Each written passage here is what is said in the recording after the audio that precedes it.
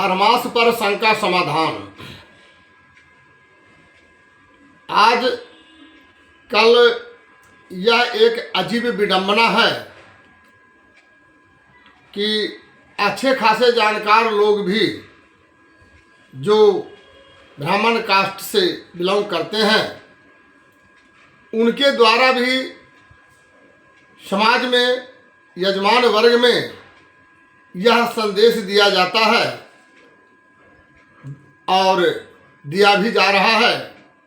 साथ ही साथ जो यजमान वर्ग के लोग हैं उनको भी दिमाग में यह भ्रांति है कि खरमास चैत्र माह की पूर्णिमा को खत्म हो जाती है, परंतु यह सबको पता है कि चैत्र माह का खरमास 14 अप्रैल को ही खत्म होता है, क्योंकि 14 अप्रैल को अश्विनी नक्षत्र में मेष राशि में सूर्य के प्रवेश करने के बाद खरमास समाप्त हो जाती है। प्रायः प्रांत के अनुसार खासकर बिहार में लोग इसे सतवानी या विश्वानी के नाम से जानते हैं और यह सर्वविदित है कि विश्वानी जिस दिन होता है यह भी मालूम है कि विश्वानी 14 अप्रैल को ही होता है। तो जब 14 अप्रैल को विश्वानी होने के बाद ही खरमास की समाप्ति होती है, फिर यह भ्रांति क्यों कि चैत्र माह की जब पूर्णिमा हो जाती है तो खरमास समाप्त हो गया, खरमास की समाप्ति हो गई। यह एक अजीब विडंबना ही नहीं अज्ञानता का भी प्रतीक है। विस्तार से पुनः जाने कि प्रत्येक वर्ष 14 मार्च को ही खरमास प्रारंभ होता है और 14 अप्रैल को खत्म हो जाता है, यानी 1 महीना खरमास रहता है।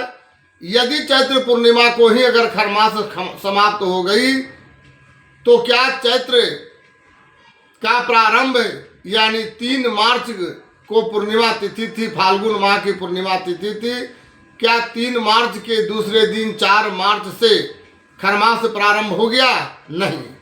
यदि चैत्र माह की प्रारंभ तिथि 4 मार्च को ही और 4 मार्च से ही खरमास प्रारंभ होता तो 1 अप्रैल को चैत्र की पूर्णिमा के साथ खरमास समाप्त हो जाता और 1 अप्रैल को ही विश्वानी हो जाता। पर यह तिथि हमेशा निर्धारित है कि 14 अप्रैल को ही सतवानी होता है, विश्वानी होता है, यानी 14 अप्रैल को अश्विनी नक्षत्र मेष राशि में सूर्य का प्रवेश होते के साथ खरमास की समाप्ति हो जाती है। इसलिए यह विडंबना, भ्रांति और अज्ञानता से बचें। खरमास अभी भी जारी है। वैशाख माह आ जाने से खरमास अभी भी जारी है। ऐसा नहीं कि खरमास की समाप्ति हो गई। 14 अप्रैल 2026 को 11:30 बजे दिन में खरमास की समाप्ति हो गई, हो जाएगी। यह ध्यान में रखें। धन्यवाद।